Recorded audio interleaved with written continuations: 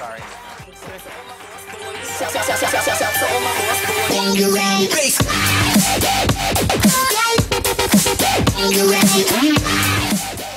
You know, it's right after lunch, and I know you're all in a food coma, so I'm like, what are we gonna do? We gotta have some dubstep, and wow, there's like certain places you can't even walk on stage without entering that feedback zone. So I'm gonna go over here next to the candy, which is really dangerous, because man, M&Ms are my thing. So really, y'all? Okay.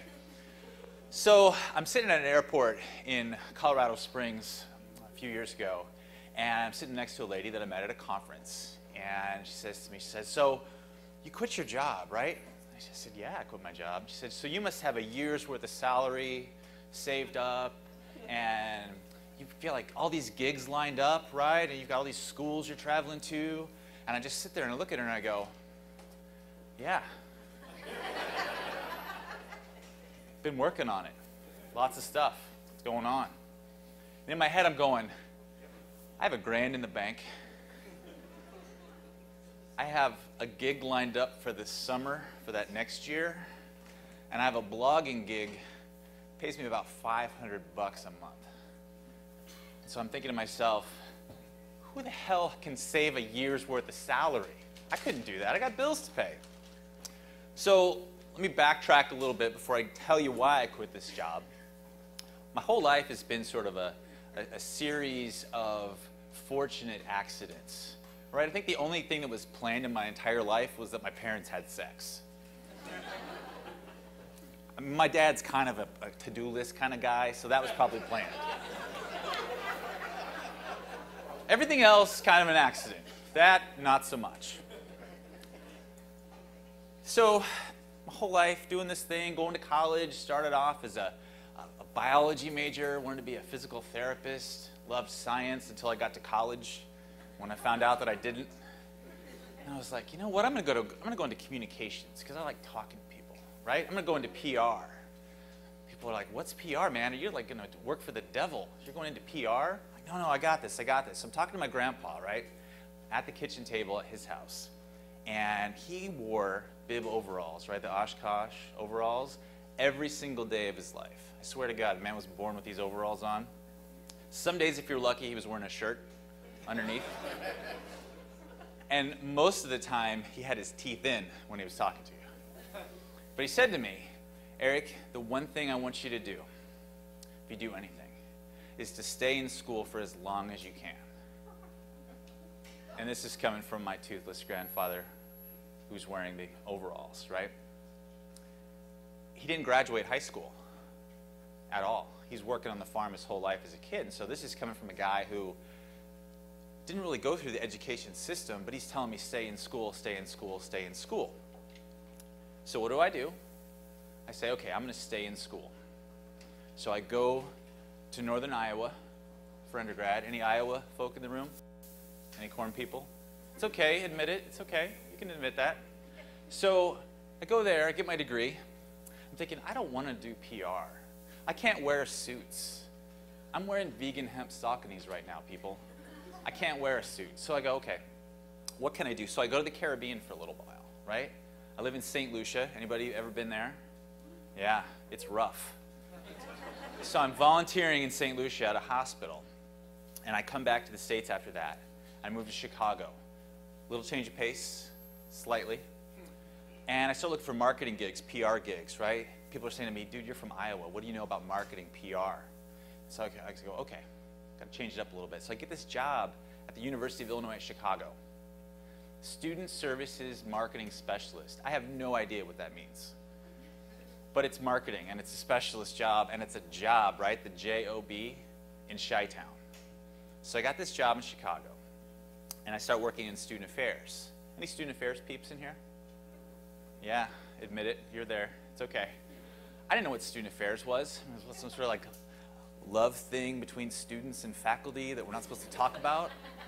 No, it's student life, it's dean of students, it's leadership, it's programming, it's multicultural affairs, it's all this stuff that happens outside the classroom, and I fell in love with it. They let me chair student conduct hearings when I had no idea about anything.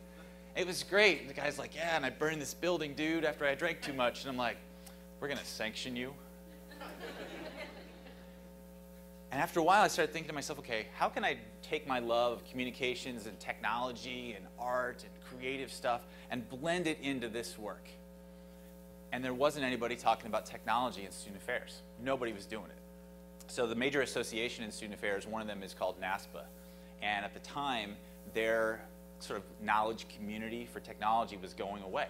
So I call up the director, the VP guy for this association. Literally, I'm this big, right? I say, hey, dude, because that's how I talk. I say, hey, dude, what's going on? Why are you getting rid of technology? And he says, well, no one's doing it. I'm like, it's like 2003, right? We're at the heart of AOL Instant Messenger, right? That's like the final frontier of technology. We're loving it then. And so I call him up. I say, hey, you can't let go of this. And so I sort of right then found that there's this niche that no one was in, talking about student affairs and technology within higher ed. Everyone was doing more ed tech in the classroom type thing.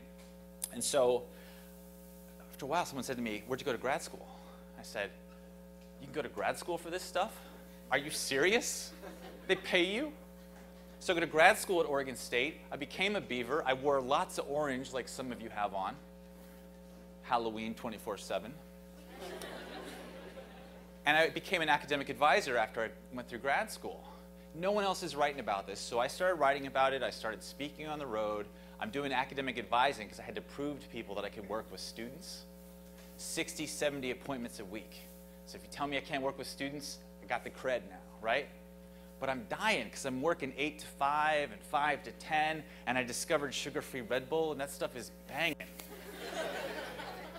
And then you realize that you can't fall asleep, which is good for productivity, but bad for wellness. So after a while, I get this job, this consulting gig, speaking at an event, the one in Denver, in Colorado. And I say, yeah, I'm going to do it. I'll speak at this. And I hadn't asked my boss. I go to my boss and I say, hey, can I speak at this event? She says, no. And I'm like, crap. I'm on the program. I'm on the website. I'm going to be there. And so I say, okay, I got to make a decision. I'm working 2 full-time jobs. I got a girlfriend that I'm not really digging right now. So what do? I break up with my girlfriend of 5 years. I quit my job. Nothing in the bank, really. I move in with some friends. And I start writing. And someone called me a national thought leader. And I'm like, hell yeah, I'll put that on my bio.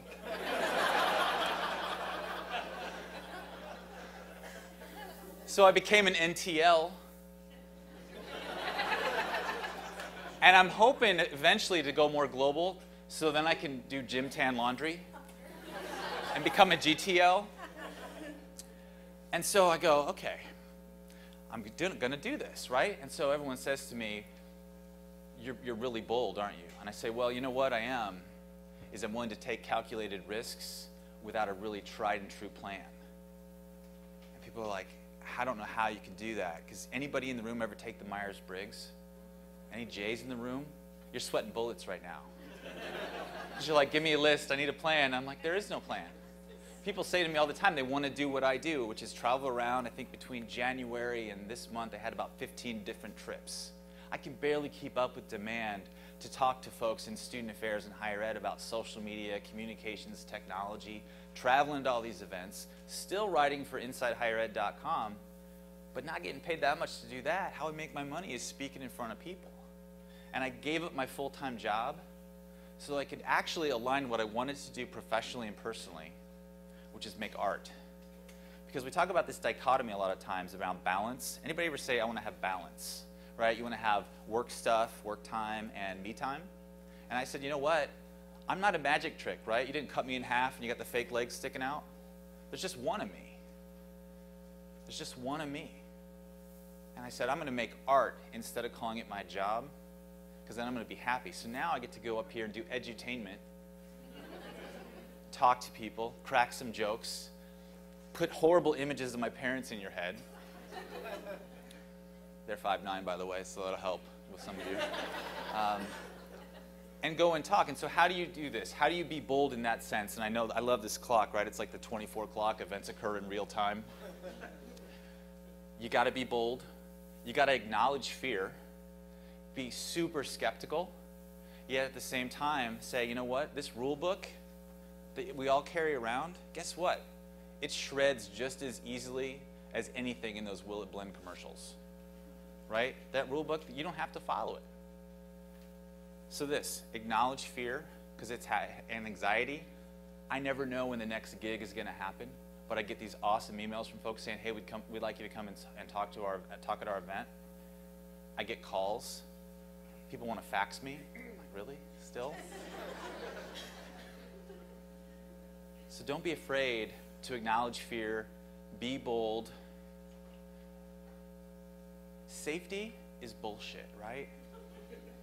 You can be bold, still be safe from things like harm and crime and whatnot, but when it comes to your profession, making art is 24/7. Who wants to make art just in 9 to 5, right? You wake up at 2 a.m., you pop some coffee. It's fantastic. No, it's okay. I'd like to thank my parents.